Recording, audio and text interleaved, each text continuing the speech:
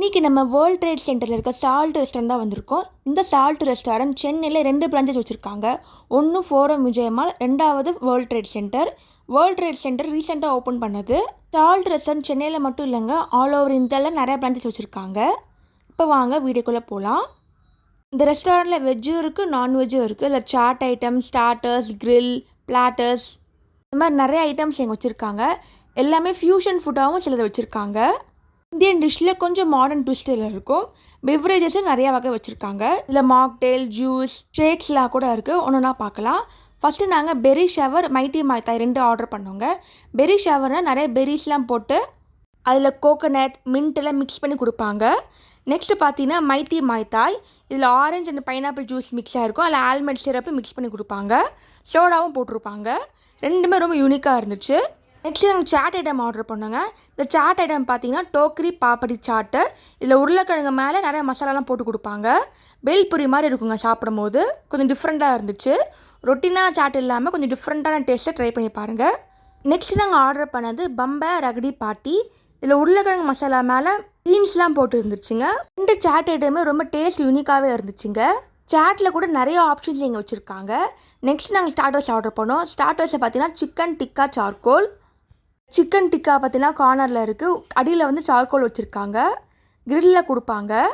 நல்லா மசாலாலாம் இறங்கி கிறிஸ்பாகவே இருந்துச்சுங்க. காரம் வந்து மைல்டாக தான் இருந்துச்சு, ரொம்ப காரமாலாம் இல்லை. நல்லா இருந்துச்சு டேஸ்ட்டு. நெக்ஸ்ட்டு கெபாப் ஆர்டர் பண்ணோம். இது மட்டன் குலாபி. மட்டன் நல்லா நைஸாக பிளெண்ட் பண்ணியிருக்காங்க. மேலே க்ரீம் வச்சு கொடுத்தாங்க. நெக்ஸ்ட்டு லச்சா பராத்தா, கார்லிக் நான், தால் மக்கினி, அப்புறம் ஆலப்பி ப்ரான் கிரேவியில் ஆர்டர் பண்ணோம். ஒன்றுனா பார்க்கலாம்.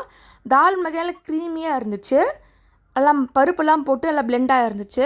லச்சா பரத்தா பார்த்து லேயராக பரத்தா நல்லா இருந்துச்சு டேஸ்ட்டு மிக்ஸ் பண்ணி சாப்பிடும்போது.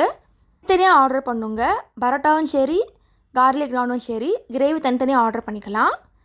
நெக்ஸ்ட்டு நாங்கள் ஆர்டர் பண்ணது ஆலப்பி ப்ரான் கறி. நல்லா க்ரீமியான கோகனட் ஃப்ளேவரில் ப்ரான் இருந்துச்சு.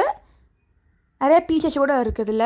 இந்த ப்ரான் கறிக்கு ஏற்ற மாதிரி கார்லிக் நல்லா சாஃப்டாகவே இருந்துச்சுங்க.